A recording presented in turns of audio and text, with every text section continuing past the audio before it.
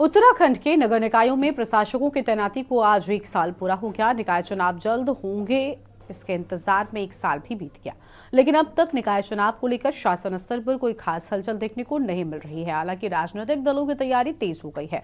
इसके तहत भाजपा नगर निगम और नगर पालिका अध्यक्ष पद के प्रत्याशियों के चयन के लिए जल्द पर्यवेक्षकों की तैनाती करने जा रहे हैं। इसके साथ ही सभी निकायों में सर्वे और रायशुमारी भी कराई जाएगी। भाजपा का तर्क है कि आरक्षण पर स्थिति साफ होते ही निकायों में पर्यवेक्षक और चुनाव प्रभारी तैनात कर दिए जाएंगे। उसके बाद रायशुमारी और सर्वे के आधार पर मजबूत प्रत्याशियों का चयन किया जाएगा। तो वहीं केदारनाथ उपचुनाव में हार का सामना कर चुकी कांग्रेस निकाय चुनाव में हार का बदला लेना चाहती है। इसके तहत कांग्रेस ने 13 जिलों में प्रभारियों की नियुक्ति के साथ ही उन्हें जिलों के भ्रमण के निर्देश भी दे दिए हैं। और इस बीच मुख्यमंत्री पुष्कर सिंह धामी भी जल्द अपना रात्रि प्रवास का कार्यक्रम शुरू करने जा रहे हैं। इसके तहत मुख्यमंत्री धामी प्रदेश के सभी जनपदों में रात्रि प्रवास कर विकास कार्यों का अवलोकन करने के साथ ही जनता से सीधा संवाद करेंगे, पार्टी कार्यकर्ताओं से चर्चा करेंगे। मुख्यमंत्री ने अपने सहयोगी कैबिनेट मंत्रियों को भी रात्रि प्रवास के निर्देश दिए हैं। अब सवाल यह है कि क्या मुख्यमंत्री के निर्देश पर मंत्री भी रात्रि प्रवास करेंगे? आखिर क्यों 1 साल बाद भी नगर निकायों में प्रशासकों की तैनाती है? आज इसी मुद्दे पर हम करेंगे विस्तार से चर्चा। खास मेहमानों का पैनल हमारे साथ में होगा, लेकिन उससे पहले एक नजर आज की इस खास रिपोर्ट पर डालिए।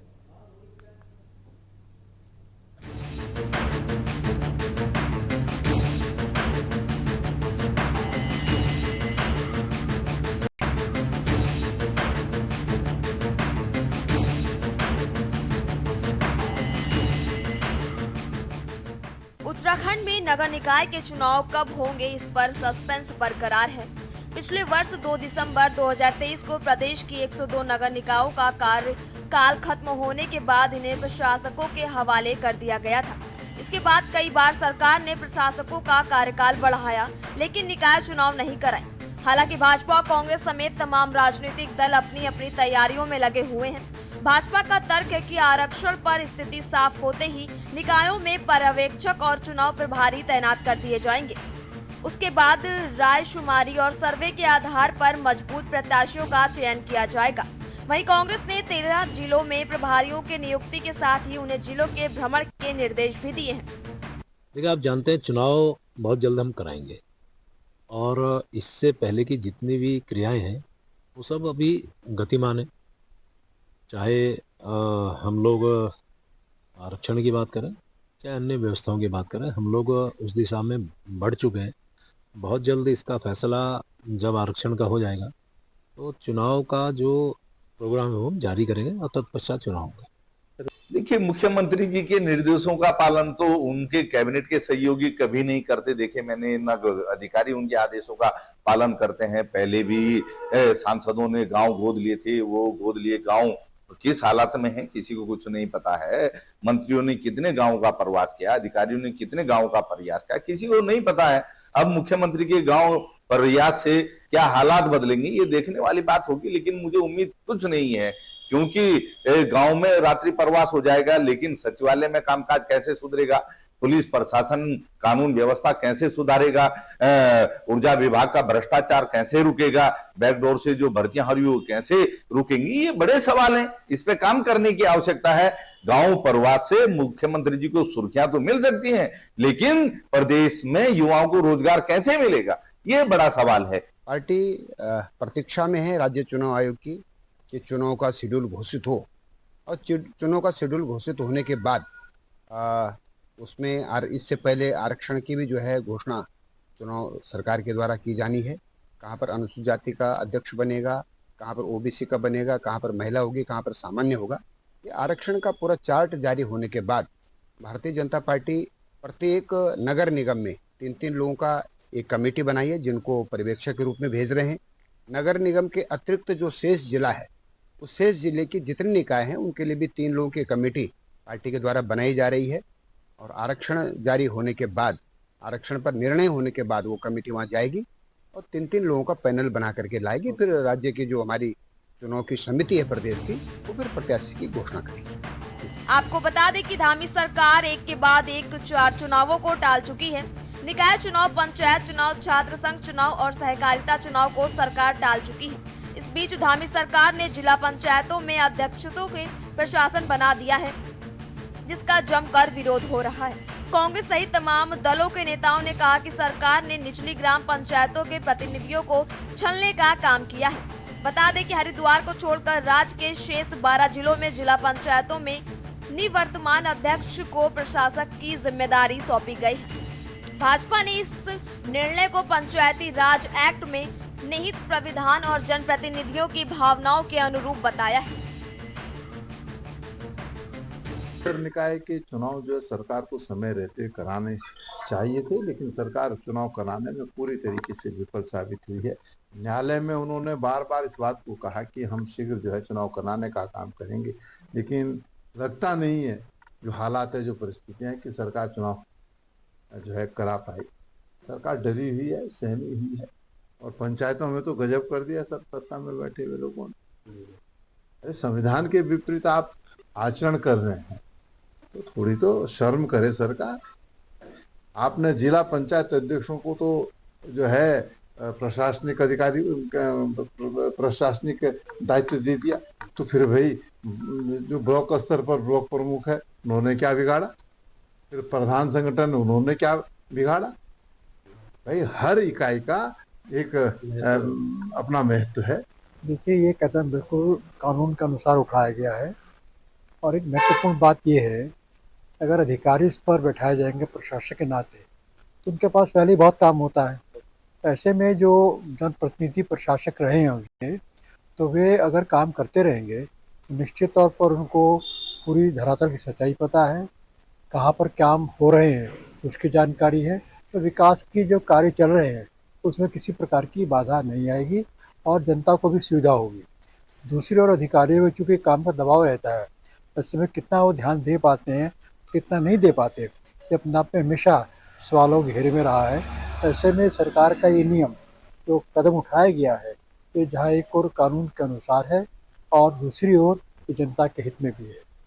तो कह रहे हैं कि राजनीतिक रूप से आकंठ भ्रष्ट और बेईमान लोग सत्ता में बैठ गए हैं। जब ये 5 साल में अपने कार्यकाल में कोई कार्य नहीं कर सके, तो आखिर लास्ट मोमेंट में ये कोर्ट को कैसे बताएंगे कि अब हम जो है आरक्षण की परिधि को सही तरीके से चिन्हित कर रहे हैं।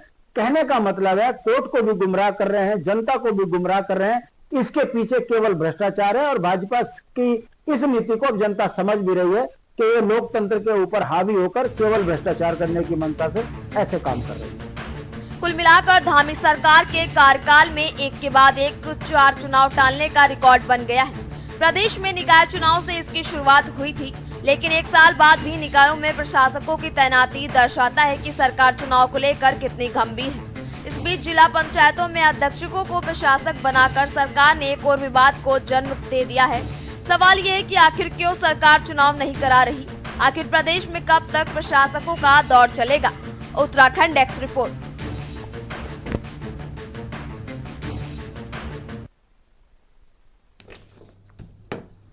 और देवभूमि के दंगल में इसी मुद्दे पर करेंगे विस्तार से चर्चा। खास मेहमानों का पैनल हमारे साथ में प्रभा बंदूनी जी हैं, प्रदेश प्रवक्ता हैं भारतीय जनता पार्टी की ओर से। हमारे साथ में राजेंद्र चौधरी जी हैं, प्रदेश महामंत्री कांग्रेस पार्टी की ओर से, और दीपक रावत जी हमारे साथ में हैं, केंद्रीय प्रवक्ता हैं उत्तराखंड क्रांति दल की ओर से।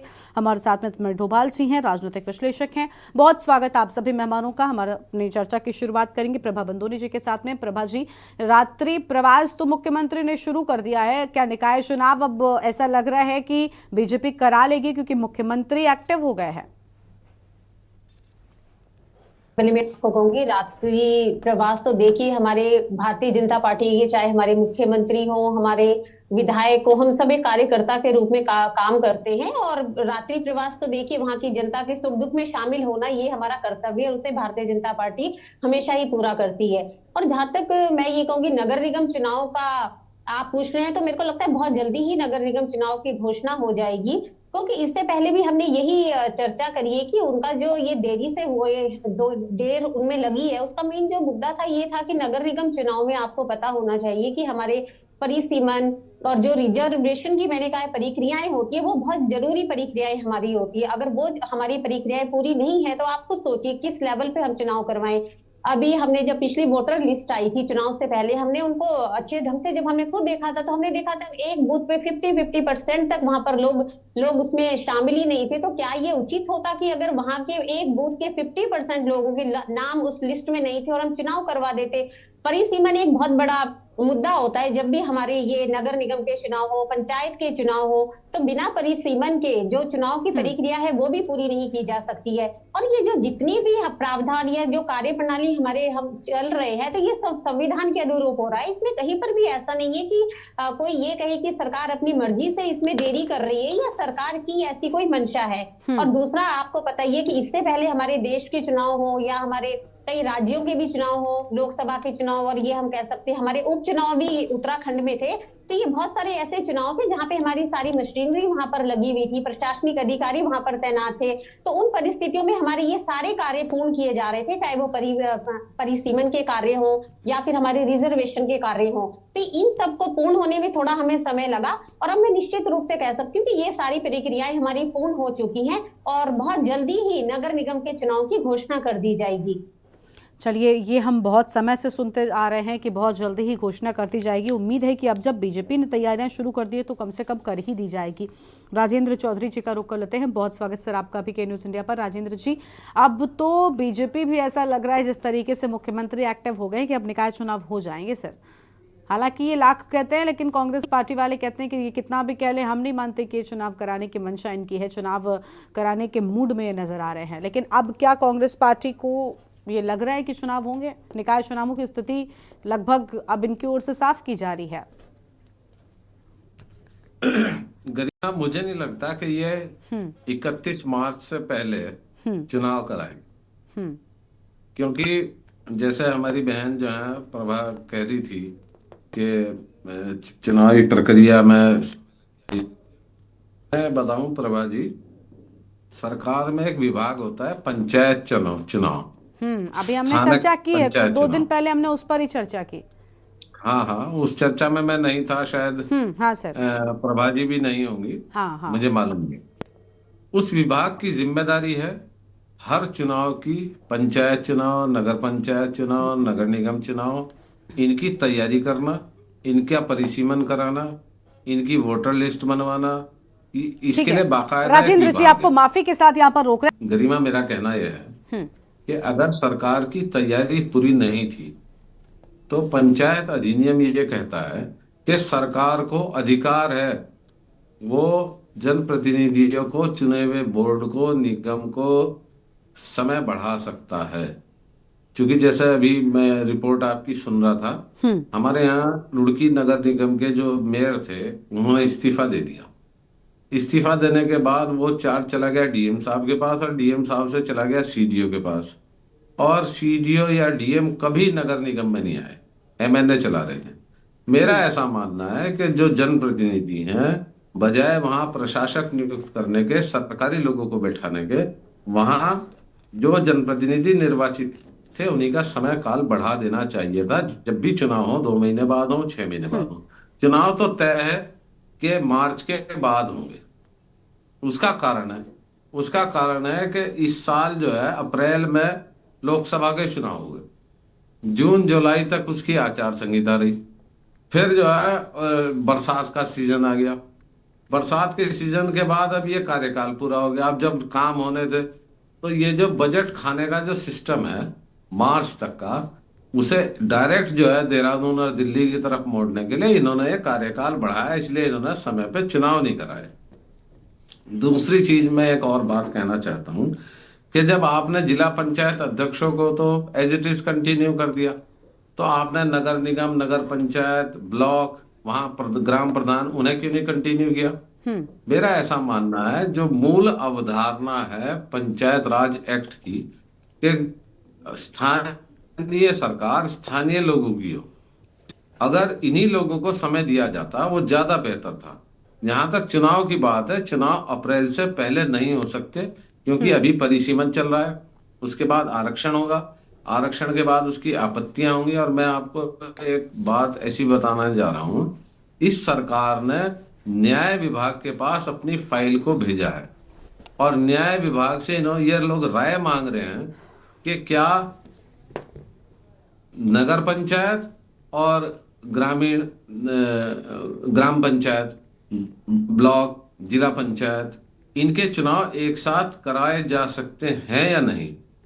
प्रवर समिति की बैठक में भी अभी अनौपचारिक रूप से कोई सहमति नहीं बनी है, ना औपचारिक रूप से बनी है। तो इसलिए जो है मेरा ऐसा मानना है, क्योंकि ये लंबी प्रक्रिया है, लोग आरक्षण के विरोध में भी जाएंगे, आपत्तियां भी होंगी, कोर्ट भी जाएंगे, परिसीमन पे भी आपत्तियां होंगी। किसी भी सूरत में ये चुनाव अप्रैल से पहले नहीं कराएंगे, क्योंकि 31 मार्च को इन्हें जो है बजट जो है उसका बंदरबांट करना है। ठीक है, देखिए वही चीज निकलकर सामने आ रही है ना कि ये कितने भी दावे कर लें, लेकिन कांग्रेस पार्टी या विपक्ष हम कह रहे हैं ये मानने को तैयार नहीं, क्योंकि उन्होंने इतना इस हद तक चीजों को बढ़ा दिया है। पहले निकाय चुनाव तक बात अटकी थी, अब तो पंचायत चुनावों में भी जो प्रशासक है उन्हीं के हवाले जिम्मेदारी दे दी गई है। ये अपने आप में बड़ी बात है। इस पर हमने लंबी चर्चा भी की थी, जिसमें कई सारी चीजें अहम निकलकर सामने आई थी।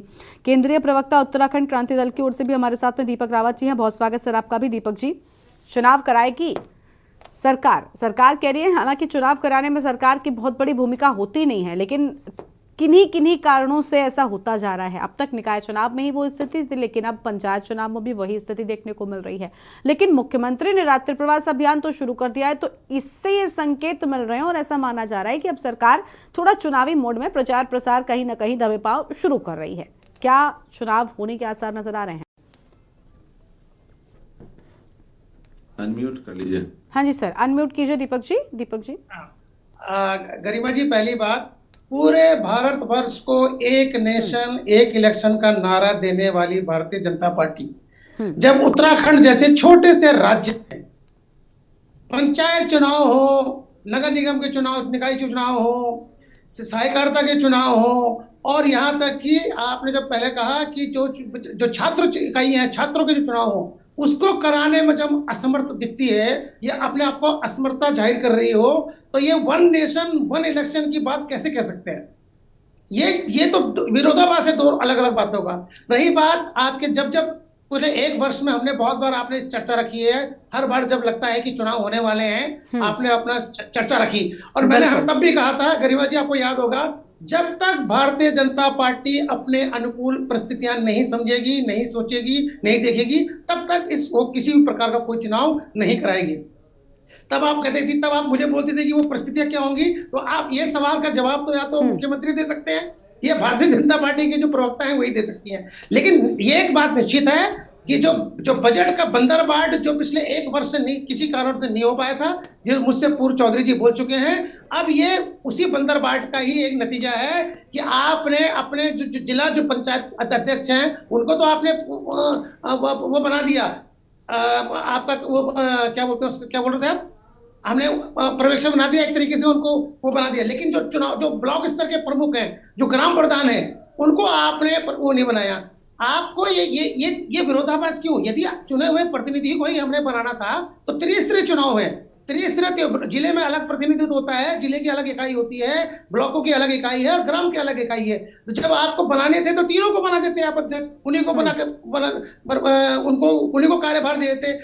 अगर आपकी मंशा यही थी कि हम लोग किसी भी प्रकार से अव्यवस्था नहीं होनी चाहिए, विकास का कार्य नहीं रुकना चाहिए, तो क्या ये कहना चाह रहे हैं कि जो जिला पंचायत अध्यक्ष है वही विकास कार्य कर रहा है, जो ब्लॉक प्रमुख है वो विकास कार्य में सहभागिता नहीं कर रहा, या ग्राम प्रधान जो ग्राम में जाके अपने विकास कार्य कर रहा है वो इसका भागीदार नहीं है? ये बोलना भारतीय जनता पार्टी का बताता है कि वो जो अपने निर्णय है उसको सही साबित करने के लिए भी तर्क देने के लिए तैयार है, लेकिन तर्कशील जवाब देने के लिए तैयार नहीं है। तो कहीं ना कहीं पर इनकी ये मंशा छिपी हुई है। ये किसी भी तरीके से जो बजट है, जो मुख्य रूप से जो बजट का किसी कारण से बंदरबाट नहीं हो पा रही है, उसकी तरफ इनका ध्यान है। हम तो चाहेंगे कि जितनी जल्दी हो सके निकाय चुनाव की अगर अधिसूचना जारी हो जाए तो सब पार्टियां तैयार हैं और वो चुनाव में जाने के लिए पूरी तरह से कमर कसी हुई है।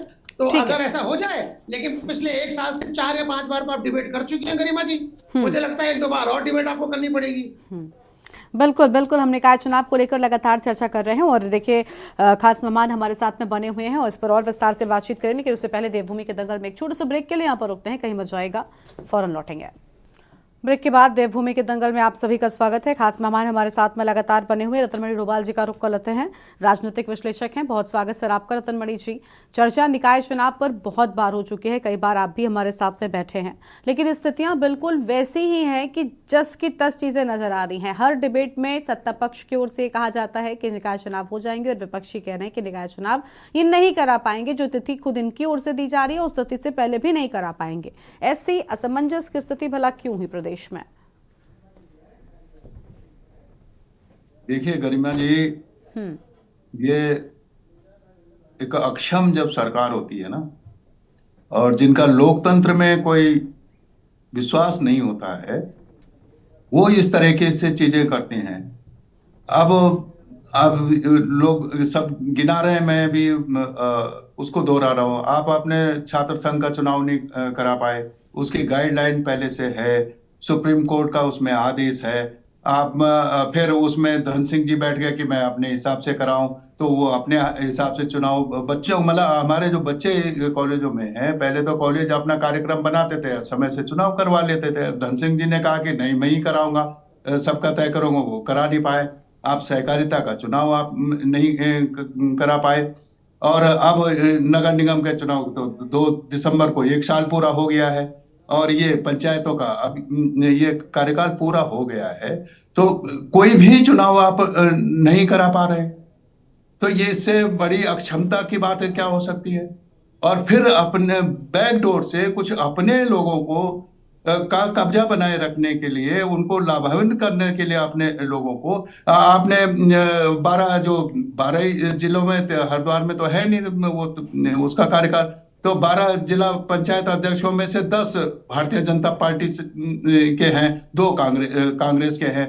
तो ये इनके ना अपने लोगों को बनाए रखने का आपने ये तरीका निकाला बैकडोर से।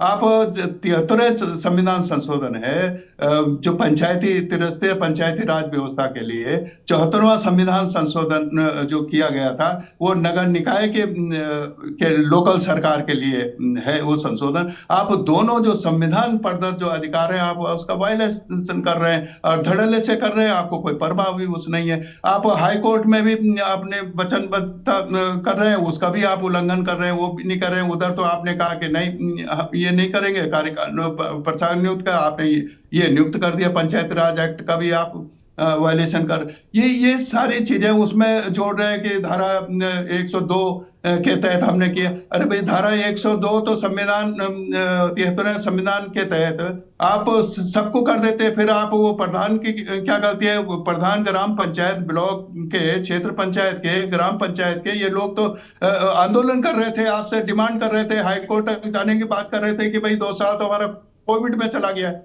हम काम नहीं कर पाए, जो हम जिसके लिए हम आए थे वो काम हमारे अधूरे हैं, तो हमारा कार्यकाल बढ़ा दिया जाए। और ये सरकार चाहती तो बढ़ जाती, और सरकार नहीं चाहती तो 6 में आप चुनाव करा देते उनके। ये नगर निगमों के चुनाव क्यों नहीं कराया आपने? आप तमाम अब जो काम आप कह रहे हैं कि आप करना है, आरक्षण करना है, परिसीमन करना है, भाई उसके लिए तो आप 6 महीने पहले लगते हैं ना उस पर। यही तो व्यवस्था है, ये तो कानून बना हुआ है, कोई आपने नया कानून तो नहीं बनाना है। क्या आप उसकी तैयारी आप 6 महीने पहले से करते?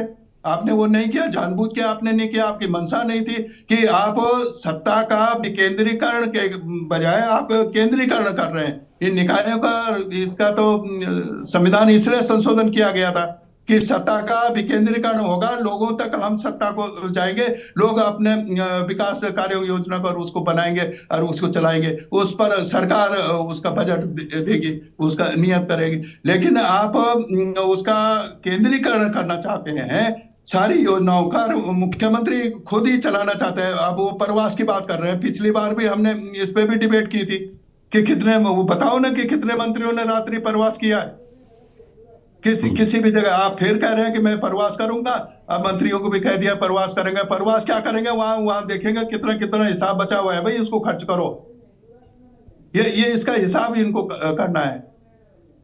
कोई तमाम जो योजना है इनकी असफल रही है। घर घर बहुत, प्रधानमंत्री तो लाल किले से बोला था हर घर नल, हर 2022 तक अमृत काल होगा और सबके घर पे पक्की छत होगा, पक्का नल होगा, पक्की सब कुछ होने वाला था। तो फिर ये स्लम एरिया क्यों बढ़ रहा है? अगर आपकी पंचायतें काम कर रही होती, आपके नगर निकाय काम कर रही होती, तो अब खाली आप ब्रांडिंग कर रहे हैं चीजों का, ये ठीक। मैं ये समझता हूं कि ये जानबूझकर, और न्यायालय में भी अब तो जनवरी में उसका ये है, तो अगर यही स्थिति रहेगी तो ये चुनाव कब होंगे इसका कोई अनिश्चित रूप से ये इसको टाल रहे हैं। इससे अच्छा ये है कि अगर इनको अपना वो बनाए रखनी है, साख बनाए रखनी है सरकार को, तो इनको इस पर पुनर्विचार करना चाहिए। अगर आप उनका कार्यकाल आपने जिला पंचायतों में बढ़ा दिया, तो आप ब्लॉक प्रमुखों को बनाइए, आप प्रधानों का भी उसका कार्यकाल बढ़ा दीजिए। उनकी तो डिमांड भी थी पहले से, जिला पंचायत अध्यक्षों की थी भी नहीं पंचायत राज व्यवस्था के अंदर सीधा सीधा, तो उसको आप क्यों नहीं मान रहे? क्योंकि वहां आपको लग रहा है कि वह सारे लोग अपने नहीं है, तो आपने अपने लोगों को संतुष्ट करना है, बाकी किसी की आपको परवाह नहीं है, इसलिए ये चीजें हो रही हैं। ठीक है सर, कुल मिलाकर कहीं ना कहीं सरकार की जो लापरवाही है वो देखने को मिल रही है। प्रभा जी के पास में वापस लौटते हैं। प्रभा बंदूनी जी, प्रदेश प्रवक्ता, हमारे साथ में लगातार बनी हुई। प्रभा जी, आपने सुन लिया, हर किसी को शिकायत है और चुनाव होने का नाम नहीं ले रहे हैं। मैडम, एक के बाद एक चुनाव, कौन से चुनाव करा पाने में सक्षम सरकार नजर आ रही है? अपने आप में बड़ी बात है। छात्र संघ का चुनाव हो गया या फिर अभी पंचायत के चुनाव को लेकर वही स्थिति हो गई। आपकी तैयारी कब पूरी हो पाएगी जो चुनाव होंगे? आप हर बार कह देते हैं कि हम बेहतर देने के लिए ये काम कर रहे हैं। आपके प्रवक्ता कई सारी चर्चाओं में ये बोलकर गए कि और बेहतर चीजें मिल सकें, लेकिन मैम कब मिलेंगी बेहतर चीजें? क्या चुनाव रुकने से विकास के कार्यों में बाधा नहीं आती? आप लाख कह लें, और अगर नहीं आती तो फिर चुनाव की प्रक्रिया बंद हो जानी चाहिए। जब यूं ही सब कुछ चल रहा है प्रशासकों के भरोसे, तो फिर चुनाव कराना ही क्यों है? गरिमा जी, मैं सबसे पहले तो आपको ये कहना चाहूंगी कि जो हमारे अभी कांग्रेस के हमारे बड़े भाई हैं, वो ये कह रहे थे कि ये प्रावधान है कि उनका कार्यकाल बढ़ा दिया जाए, तो इससे मैं कहती हूँ कि इस तरह के झूठ और भ्रम तो बिल्कुल ना फैलाएं, क्योंकि जो पंचायती राज एक्ट 23 जो इसमें कार्यकाल बढ़ाने का कहीं पर भी कोई प्रावधान नहीं है। ऐसा ही एक प्रावधान मैं कहती हूँ याचिका दायर की गई थी 2021 में दी गई थी कि इनका कार्यकाल को बढ़ा दिया जाए, लेकिन वो हाई कोर्ट से खारिज कर दी गई थी कि उनका कार्यकाल नहीं बढ़ाया जा सकता है। तो ये बात तो यहीं पर खारिज हो जाती है कि उनका कार्यकाल नहीं बढ़ाया जा सकता। अब अगर उनको प्रशासकों की जिम्मेदारी दी गई है, तो ये देखिए, अगर कोई व्यक्ति है वो ग्राम पंचायत अध्यक्ष है और उसको प्रशासक बना दिया जाए, तो मैं ये समझती हूँ कि जितनी अच्छी तरह से वो अपने क्षेत्र की जिम्मेदारी उठा सकता है, वहां पर जितने भी विकास के कार्य हो रहे हैं, तो उतनी अच्छी तरह से एक कोई सरकारी या वहां पे किसी विभागीय प्रशासक को भेजा जाए, वो इतनी अच्छे से वो काम नहीं कर पाएगा।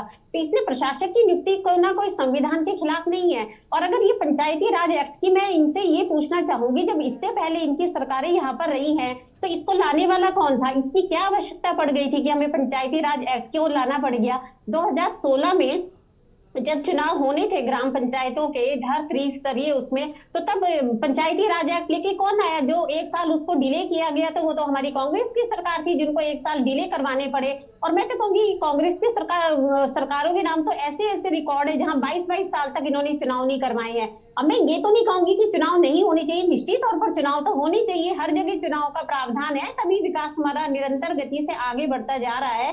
तो ये तो मैं हमेशा आपको ये कहूंगी, लेकिन ये आरोप लगा देना कि भाजपा नहीं करवा रही है या इनके कार्यकाल कोई बहुत ज्यादा पहले नहीं गया है, तो इनकी ही सरकारों में एक्ट बने हैं, इनकी ही सरकारों ने सारे चुनाव डिले किए हैं, तो इनको तो अपने गिरेबान में ये चीज झांकनी चाहिए कि जो हम आरोप प्रत्यारोप दूसरी सरकार पर लगा रहे हैं, पहले अपने बारे में ये चीजें सोचिएगा आप। तो ये झूठ फैलाना, भ्रम फैलाना, और जहां तक ये कहना है कि जिला पंचायत अध्यक्ष है वो भाजपा के हैं, तो क्या उसमें और पार्टी के अध्यक्ष नहीं है? क्या उसमें कांग्रेस के जिला के अध्यक्ष नहीं है? तो उन प्रशासकों की तरफ से तो ऐसा कोई विरोध नहीं आया है अभी तक हमारे सुनने में कि कहीं कोई ऐसी खबर आई हो कि उन्होंने कहा है कि नहीं, हमें तो बहुत परेशानी हो रही है, हमें प्रशासक बना दिया गया है। तो ये तो मैं कहूंगी बहुत ही निराधार आरोप है, बहुत ही नीची राजनीति ये लोग कर रहे हैं। उससे अच्छा है कि अगर ये विकास के मुद्दे पर ध्यान दे, अभी भी बहुत समय है कि वहां पर जाके ये क्षेत्र में कार्य करे, तो आने वाले चुनाव में मैं ये कह सकती हूँ कि अच्छा प्रदर्शन वहां पर कर सकते हैं। और जहां तक नहीं, वन नेशन वन इलेक्शन वाली बात, तो आप ये बताइए ये मुद्दा किसका है? इसको लाने वाले कौन है? ये तो भारतीय जनता पार्टी का मुद्दा है। हम तो चाहते हैं कि चुनाव समय पर हो, पर ये परिस्थितियां भी सबको पता है कि अभी लोकसभा के जो उसमें भी तो सरकारी मशीनरी यूज होती है ना। आप ये देखिए, चुनाव होते हैं और फिर सरकार का हमारा जो काम होता है वो सरकार का काम राज्य में चुनाव करवाने से लेकर सरकार में इतनी योजनाएं हर लेकर हम आ रहे हैं। आप देखेंगे हर दिन कोई ना कोई नई घोषणा होती है, उन पर भी हमें अमल करना पड़ता है। और भारतीय जनता पार्टी की सरकार में आपने देखा होगा हमारी जितनी भी हमने नीतियां बनाई हैं वो किसी के लिए भी हो, किसी भी क्षेत्र में हो, आज हमारा राज्य आप ये देखेंगे जो जो हमने वादे किए थे चुनाव में, आज हमने वो सारे वादे पूरे किए हैं। तो सरकार को तो विकास भी करना है, राज्य को तीव्र गति से आगे भी बढ़ाना है। और जैसा कि हमारा संकल्प है कि 2026 तक, और ये रजत जयंती हमारा वर्ष चल रहा है, इसमें हमने जनता से जो वादे किए हैं उनको पूर्ण गति से हम पूरा करने के लिए निरंतर प्रयास भी कर रहे हैं। और सभी देख रहे हैं कि आज उत्तराखंड जिस तीव्र गति से आगे बढ़ रहा है, तो सरकार को तो विकास भी देखना है, चुनाव भी समय पे करवाने हैं। और मैंने आपको पहले ये बता दिया है कि सारी प्रक्रियाएं भी पूरी हो चुकी हैं।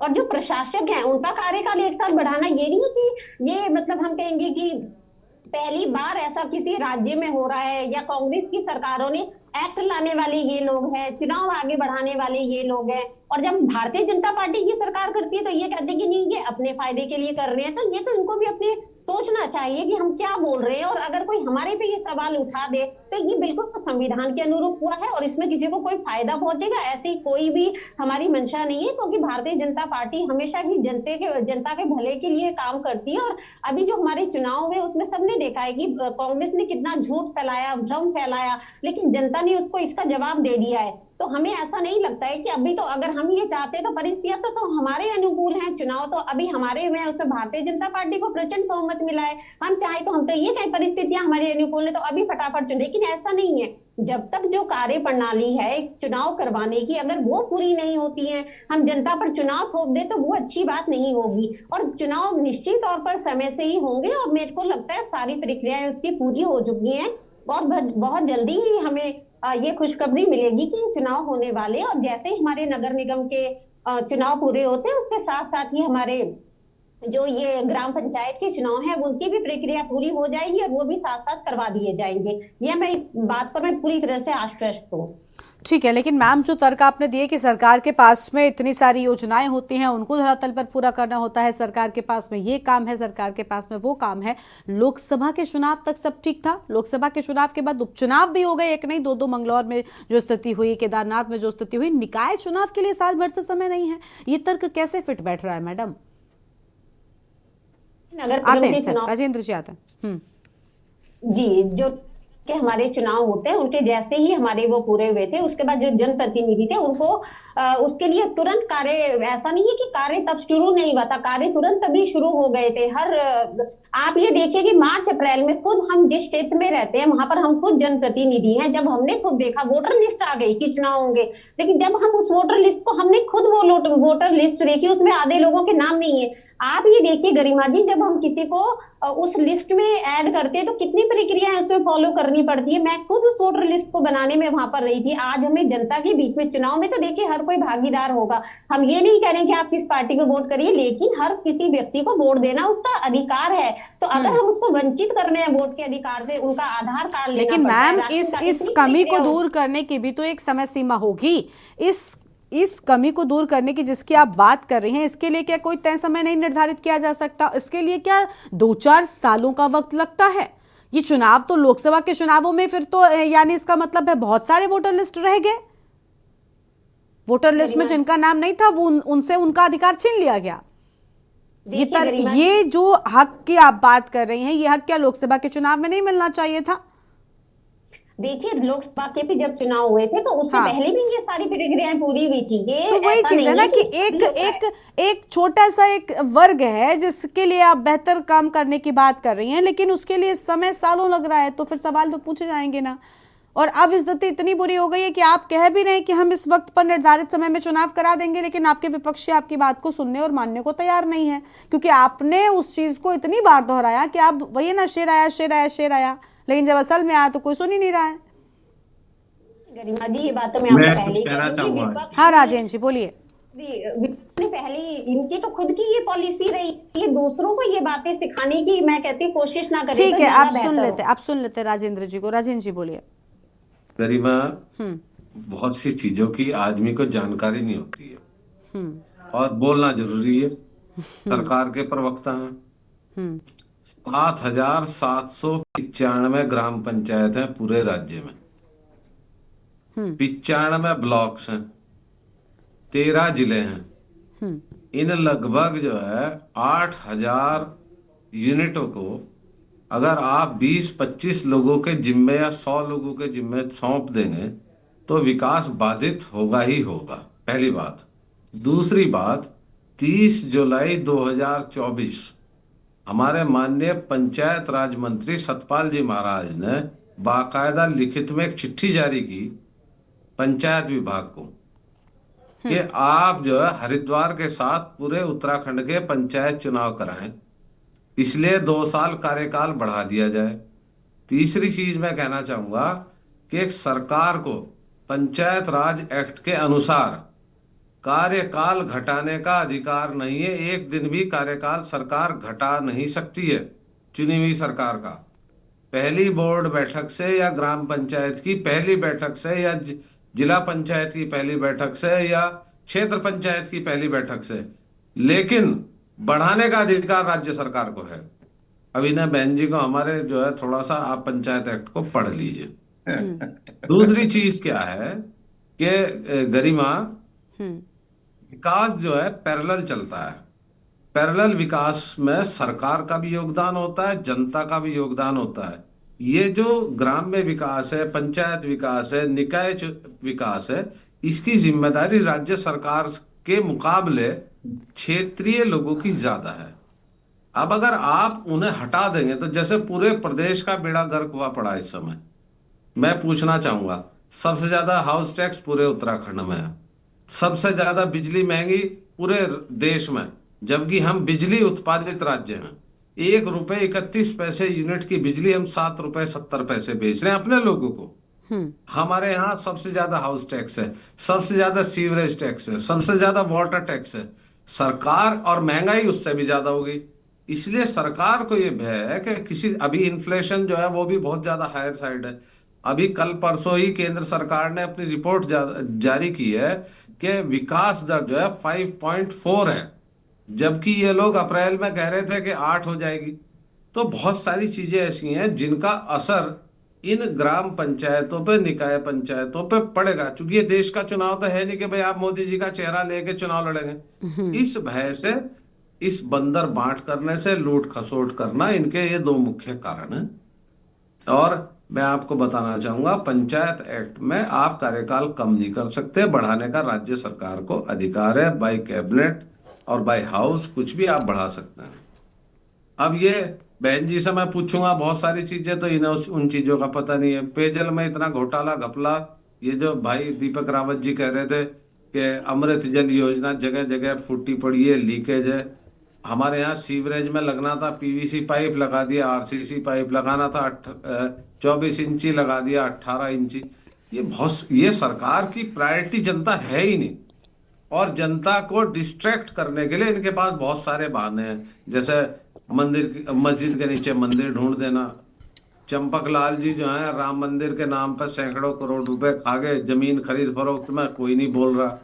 इस तरह से आप अभी अगर किसी से पूछो भाई आपने क्या किया, साहब हमने जो है हरिद्वार में 2.5 लाख दिए जला दिए। एक दिया जो है जो 60 पैसे का मिलता है वो खरीद लिया 5-6 रुपए में।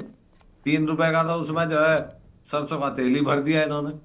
तो ये जनता को जो है बचाओ। डोभाल साहब आप जैसे विद्वान लोग, और मैं तो बार बार कहता हूँ कि के न्यूज जो है उसने हमेशा से जनता की बात रखी है। आपकी जो रिपोर्टिंग है, आपकी जो पत्रकारिता है, शानदार है, सराहनीय। लेकिन ये सुनेंगे नहीं। चुनाव अप्रैल में भी होगा या नहीं वो भी डाउटफुल है, क्योंकि लिटिगेशन में जाएगा मैटर। परिसीमन का जाएगा। अभी हमारे यहाँ रुड़की नगर निगम से लगा हुआ गांव है Rampur, that is not part of Roorkee, वो रुड़की का हिस्सा नहीं है। लेकिन मुतल्लापुर जो उससे वहां से 2 किलोमीटर आ गया वो रुड़की नगर निगम में है। आसफ नगर जो 4 किलोमीटर दूर है वो नगर निगम का हिस्सा है, लेकिन ढंडेरा जो मिला हुआ है वो नहीं है सर। तो ऐसा ही है। मुझे डाउट है कि अप्रैल में करेंगे ये, क्योंकि बहुत बड़ा बजट है। वो डाउट वाली स्थिति क्लियर ही नहीं हो रही है ना, अलग अलग जगहों पर वो बरकरार है जिसका 10। प्रभा जी आते हैं आपके पास में, राजनीतिक विश्लेषक है, उनको सुन लो, उसके बाद में अंतिम प्रतिक्रिया आपसे लेंगे, दीपक जी को भी सुनेंगे। रतन मणि जी, वही चीज़ है ना कि देखिए बार बार वही बात निकल कर सामने आती है, बीजेपी कुछ भी कह ले, लेकिन बीजेपी ने सबसे बड़ी बात निकाय चुनाव ना कराने के पीछे इतने दिनों में, इतने दिन क्या आप तो महीने या साल कह लीजिए आप, कोई एक सही तर्क नहीं दिया कि इस वजह से चुनाव नहीं हो पा रहे हैं। और सबसे बड़ी बात कि सत्ता पक्ष के अलावा विपक्ष जो आरोप लगा रहा है, विपक्ष भी कोई बहुत बड़ी बात नहीं, पुष्टि नहीं कर पा रहा, वो भी समझ नहीं पा रहा है कि आखिर क्या वजह है जो चुनाव नहीं कराए जा रहे हैं। हर प्रवक्ता बैठता है, नई बात बताता है, यानी कुल मिलाकर कोई भी तर्क दे, दोनों की स्थितियां साफ नहीं है। क्या वजह है कि आखिर प्रदेश में चुनाव नहीं हो पा रहे हैं? क्यों भला नहीं करा? अगर बीजेपी नहीं भी करा रही है, बीजेपी ने अभी बिल्कुल ठीक कहा प्रभा जी ने कि अगर हम अपने फायदे के लिए सोच रहे होते तो ऐसा तो नहीं है कि बीजेपी की बिल्कुल अनुकूल चीजें चल रही हैं या बिल्कुल बीजेपी के समर्थन में चीजें नहीं हैं। बीजेपी के मन की चीजें फिलहाल है, केदारनाथ के उपचुनाव के नतीजों से हमने देखा, तो फिर चुनाव न कराने के लिए क्या वजह हो सकती है? अब देखिए गर्मा जी, ये हाँ। तो वही बात है ना कि चुनाव कराने के तो लोकतंत्र में आपको कितना भरोसा है चुनी हुई संस्थाओं में, उस पर निर्भर करता है। अब लोकतंत्र से इनका कोई मतलब है नहीं। ये तो अपने पार्टी के अध्यक्ष का चुनाव नहीं कर पा रहे, ना राष्ट्र में करा पा रहे, ना प्रदेश में करा पा रहे। तो ये तो थोपने वाला कहाँ डेमोक्रेसी कहाँ है? तो आप अभी वो कर रहे हैं ये सीधे सीधे। और जो संविधान, ये संविधान संशोधन तो इसीलिए किए गए थे कि उस समय से आपके पास 6 महीने पहले से क्यों नहीं आप प्रक्रिया शुरू करते? विधानसभा का कार्यकाल खत्म हो रहा होता है तो 6 महीने पहले से आपकी व्यवस्थाएं बनने लग जाते हैं, आयोग बनता है। आपने एक रिटायर्ड अधिकारी को उपकृत कर दिया, आपने पंचायत स्थानीय उसको आयोग बैठा दिया, तो वो आयोग क्या कर रहा है? उसने अब तक क्या किया? कि वो जो अगर चुनाव नहीं करा रहे तो वो बोझ क्यों आपने हमारे ऊपर डाल दिया उसको वहां बैठा के? और हाईकोर्ट में आप कह रहे हैं, वचनबद्ध कर रहे हैं कि हम करा रहे हैं, तो आप हाईकोर्ट को भी गुमराह कर रहे हैं, आप जनता को भी गुमराह कर रहे हैं, और आप लोकतंत्र का उस पर उसकी पीठ पे छुरा मार रहे हैं।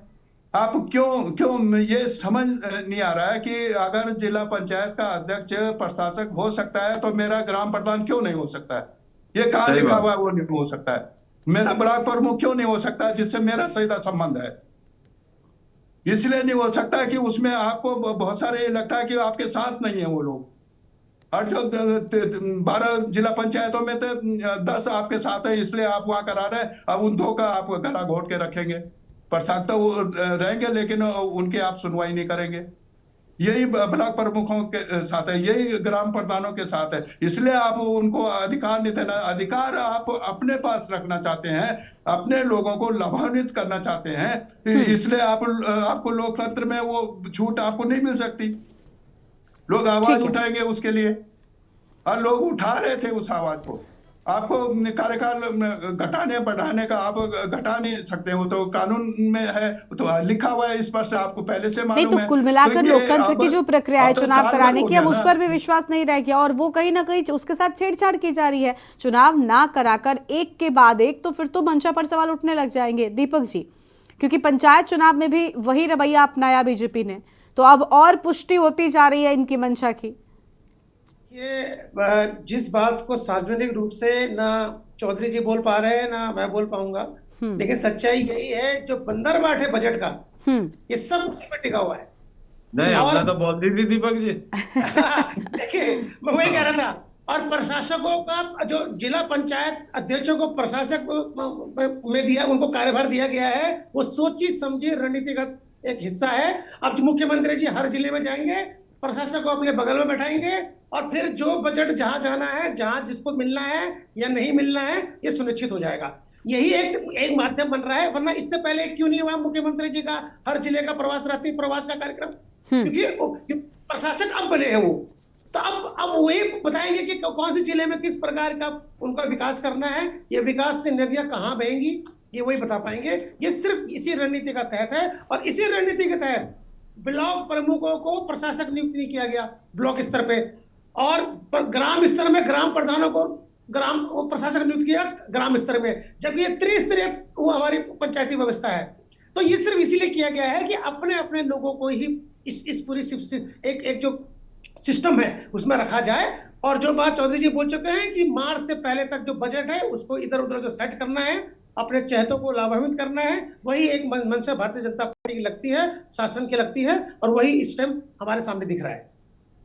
ठीक है, ठीक है, हमारे साथ में प्रभा जी हैं। प्रभा जी, जल्दी से अपनी बात को पूरा कर लीजिए। एक साल बाद भी प्रशासकों के हवाले ही सब कुछ है, और सबसे बड़ी बात लोकतंत्र की प्रक्रिया के साथ में छेड़छाड़ के आरोप लग रहे हैं। मैडम जी गरिमा जी, मैं कहूंगी पहले तो मैं आपको पहले ही बोल चुकी हूँ कि कोई लोकतंत्र की प्रक्रिया के साथ छेड़छाड़ नहीं है। जो भी एक्ट है संविधान के अनुरूप ही सारे काम किए गए हैं, और ऐसा नहीं है कि इतिहास में या इनकी एक शब्द है लूप होल्स, हमारे विपक्ष के भाई, एक शब्द है लूप होल्स, जिसका भरपूर इस्तेमाल होता हुआ दिख रहा है।